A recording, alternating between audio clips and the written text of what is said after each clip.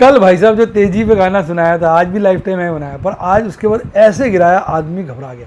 वो कहते हैं ना, वो जब मार्केट गिराए बहुत ही गिराए, ऐसे ऐसे दिन हमको वो दिखलाए, हम जाए सौदे काट के और फिर बौखलाए, वो जब भी गिराए बहुत ही गिराए। भैया आज सबकी ना लुंगी पुंगी सब खुल गई थी भाई साहब। आज तो ऐसा लगा जैसे पजामा का ऐसे नाड़ा खींचो, पजामा खट से गिरा एकदम। आप देखिए कैंडल खट से गिरी। ये तो प्रभु का आशीर्वाद है, प्रभु की कृपा है कि बाजार ने रिकवरी ले ली और ओवरऑल पोर्टफोलियो में और ओपन पोजीशन में ज़्यादा घाटा नहीं हुआ, जिसकी चर्चा मैंने आज की वीडियो में की है। लेकिन अब खतरा बाजार में एक पहला इंडिकेटर आया है।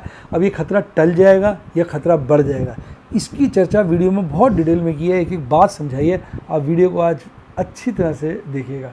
और डार्लिंग, वीडियो बढ़ने से आगे पहले ये लिखिए नीचे कि आपको क्या लग रहा है, खतरा कल टल जाएगा या बढ़ जाएगा। लिख दीजिए कमेंट में, क्योंकि डार्लिंग मैं सारे कमेंट पढ़ता हूँ।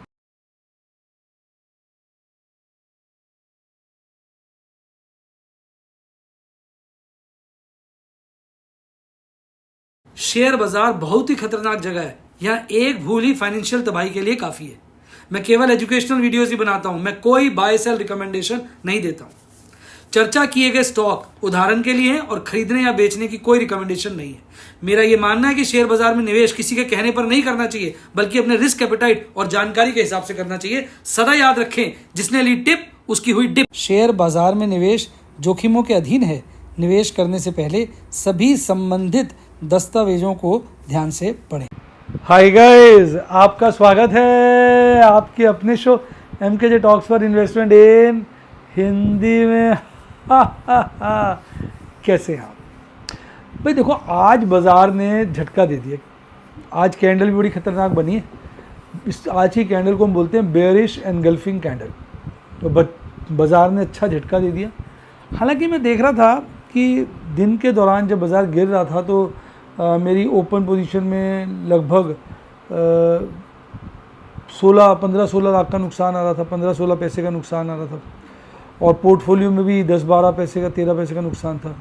पर जब बाद में बाज़ार क्लोज़ हुआ तो पोर्टफोलियो में तो हार्डली 0.5% का नुकसान है और FNO पोजीशन में लगभग 5% के आसपास का, 6% का नुकसान के साथ बाज़ार क्लोज़ हुआ। यानी काफ़ी हद तक रिकवरी हो गई बाज़ार के अंदर। तो लेकिन कैंडल बड़ी खतरनाक बनी। आज की कैंडल में हमें ये समझना चाहिए कि कहाँ अब कैंडल में खतरा बढ़ सकता है। क्योंकि देखो, आज बाजार में पहले खतरे का सिग्नल देता है। तो आज सिग्नल तो दिया है, अब ये खतरा अब है कि नहीं मैं आपको समझाता हूँ। पहले इसको ध्यान से आप समझो। इस कैंडल को देखो ध्यान से। आज की कैंडल की जो बॉडी है वो पूरी कल की कैंडल को अपने आगोश में ले लेती है, एनगल्फ कर लेती है। इसलिए इस कैंडल को कहते हैं बेयरिश एनगल्फिंग कैंडल। ये तेज़ी के दौर में उत्पन्न होती है और पिछले दिन की हरी कैंडल को अगर अगले दिन की लाल कैंडल अपने आगोश में ले लें, इसकी पूरी की पूरी बॉडी के अंदर पिछले दिन की कैंडल समा जाए, तो इसका मतलब अब चिंता का विषय हो गया। तो टेक्निकली बात कर रहा हूँ, वाकई चिंता होगी नहीं होगी तो बाद में पता चलेगा। आज बाजार ने नया हाई लगाया, इसमें भी कोई दो राय नहीं। आप ध्यान से देखिए, आज बाजार ने नया हाई लगाया, ओपनिंग पे लगा दिया था। अब ये वाला लेवल बाजार के लिए बड़ा क्रूशियल है, जहाँ पर आज बाजार ने लो बनाया। अगर कल बाजार इस लो को काटता है तो समझो हल्की सी चिंता है, और अगर बाजार की कल की क्लोजिंग इस लो के नीचे होती है तो समझो भारी चिंता है।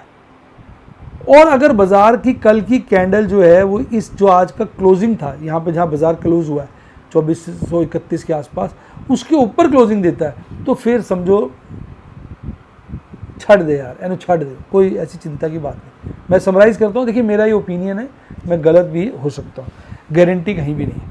कल आज जो बाज़ार का लो बना, अगर बाज़ार उसके नीचे जाता है कल ड्यूरिंग द डे, तो इसका मतलब अभी चिंता बरकरार है, कंटिन्यूइंग है। और अगर कल की क्लोजिंग आज के लो के नीचे होती है तो बहुत ज़्यादा चिंता, टेंस की बात है। इसके नीचे होती है, आज की जो लो बना है इसके नीचे होती है तो फिर तो चिंता की बात है।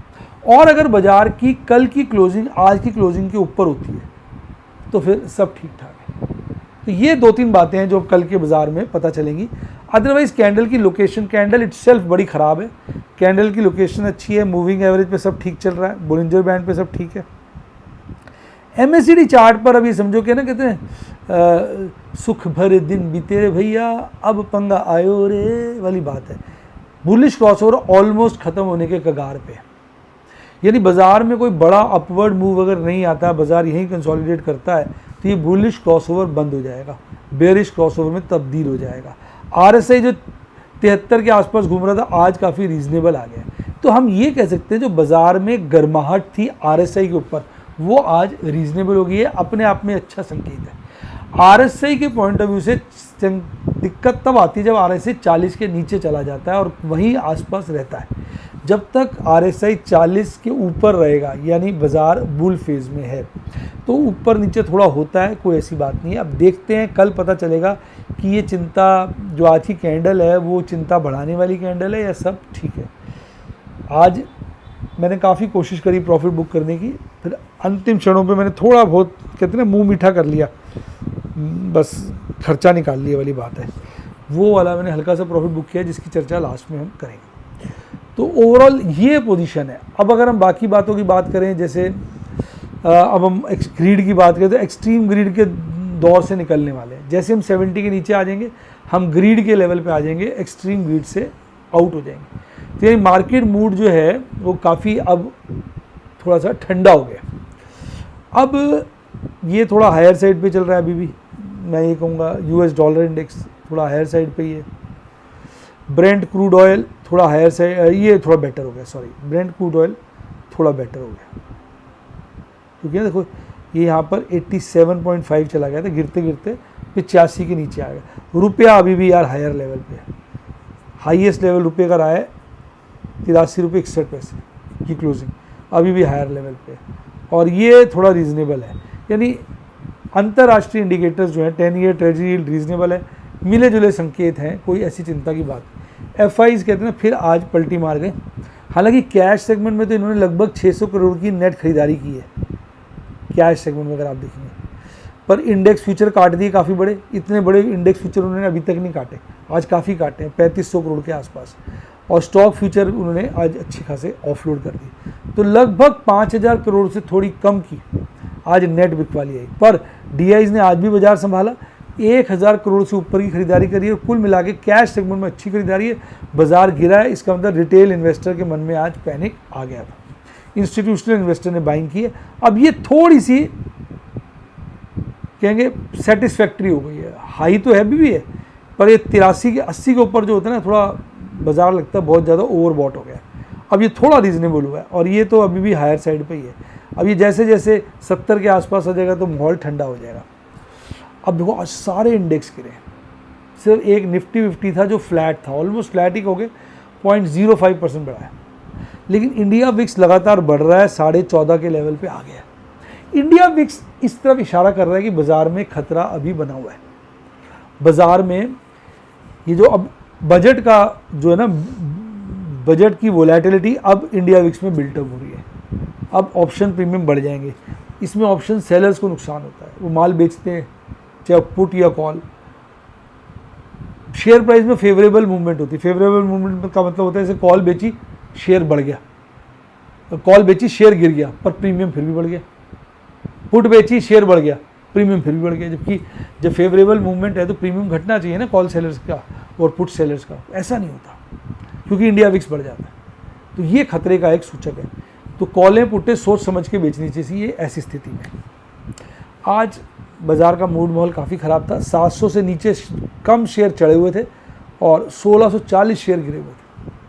आज धमाका था सीमेंट शेयर्स में, इंडिया सीमेंट, JK सीमेंट खूब फुल टॉस तेज थी, इनमें मेरे पास कोई होल्डिंग नहीं। एशियन पेंट्स में है कुछ शेयर्स, महानगर गैस में काफ़ी शेयर्स हैं, मैंने इसकी एक इवन कॉल भी बेची हुई है जो ITM हो गई है। गिरने वालों में सबसे आगे था M&M ने अपनी प्राइस गिरा दी ना गाड़ी के, उसके चलते मार्केट में ये र्यूमर चल रहा था कि इनकी माल ही नहीं बिक रहा, इसलिए डर के मारे उन्होंने रेट गिराया। हालांकि कंपनी का कहना है कि हमने 2 लाख गाड़ियाँ बना ली हैं तो हम खुशी सेलिब्रेट कर रहे हैं, इसलिए हम डिस्काउंट दे रहे हैं। अब सच्चाई तो देखो भगवान ही जानता है। बंधन बैंक भी आज काफ़ी गिरा, फिर MCX, IEX, ये एक्सचेंज के शेयर्स भी बहुत ज़्यादा आज गिरावट देखने को मिली। निफ्टी 50 जितना खतरा बना हुआ था शेयर वाइज उतना प्रॉब्लम नहीं था, 23 शेयर बढ़े थे, 27 शेयर गिरे थे, यानी एडवांस डिक्लाइन रेशियो अनफेवरेबल था पर स्लाइट अनफेवरेबल था। 24,433 लाइफ टाइम हाई क्लोजिंग थी कल, आज उसके ऊपर बाजार चलता है और खुलता है 24,459 पर, 24,461 का नया लाइफ टाइम हाई क्रिएट करता है।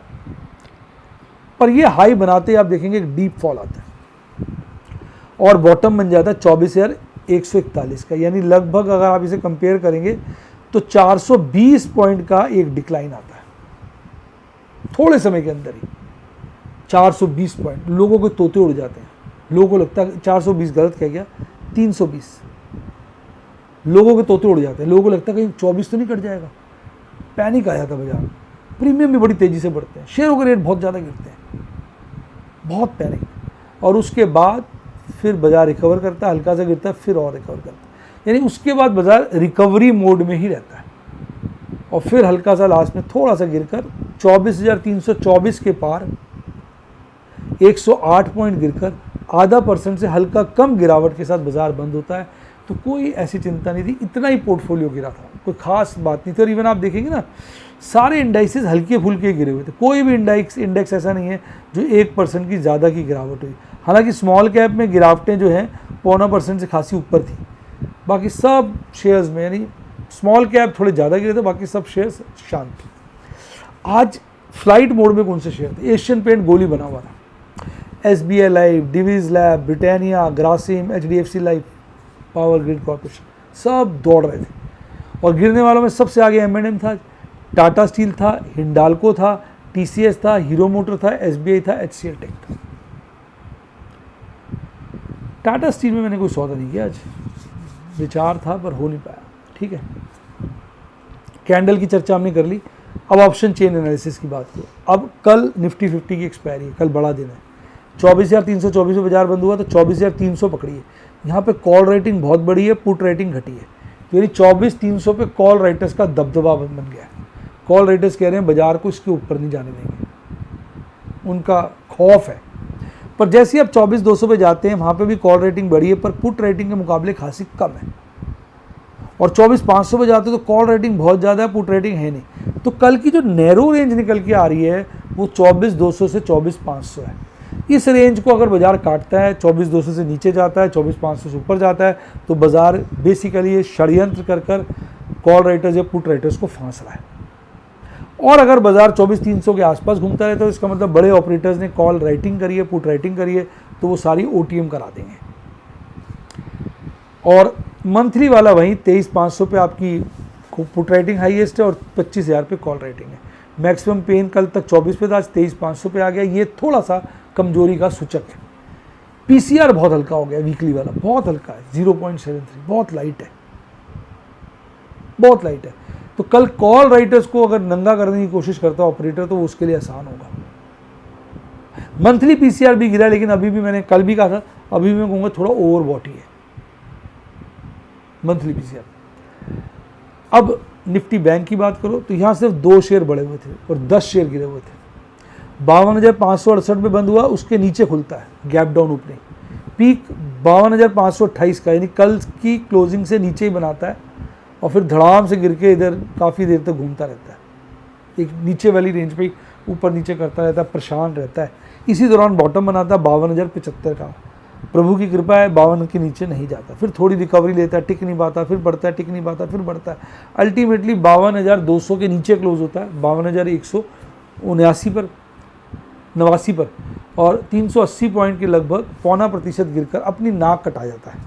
फेडरल बैंक और एक्सिस बैंक की थे जो चढ़े हुए थे, बाकी सब बैंकों की लंका डूबी हुई थी। सबसे ज़्यादा गिरावट बंधन bank, PNB, bank of Baroda, AU small finance में देखने को मिली। इसकी कैंडल जो है अब थोड़ा सा डाउनवर्ड पैटर्न बना रही है, आप देखिए, ध्यान से देखिए आप। अब वो क्या कर रही है, लोअर हाई और लोअर बॉटम बना रही है, देख रहे हैं। एक ये एक्सेप्शन है, इसने थोड़ा सा हायर बॉटम बनाया, अदरवाइज अब लोअर हाईज लोअर बॉटम बना रही है। 4 दिन, इवन आप इसको भी इंक्लूड कर सकते हो, हालांकि ये थोड़ी ज़्यादा फॉल था, 4 दिन से कंसिस्टेंटली नीचे की तरफ गिर रही है। तो कैंडल स्टिक वीक है, पहली बात। बोलिंजर बैंड पे भी अब वो मिडल बोलिंजर की बैंड की तरफ चली गई, थोड़ी वीकनेस आई है। मूविंग एवरेज पे ठीक है, MACD पे बेयरिश क्रॉसओवर मजबूत ही हो रहा है, RSI भी लगातार गिर रहा है, 60 के नीचे आ गया। यानी निफ्टी बैंक निफ्टी 50 के मुकाबले खासा अभी कमज़ोर है। अब रिकवरी भी इसमें ज़्यादा आ सकती है, तो वो देखते हैं अब क्या होता है।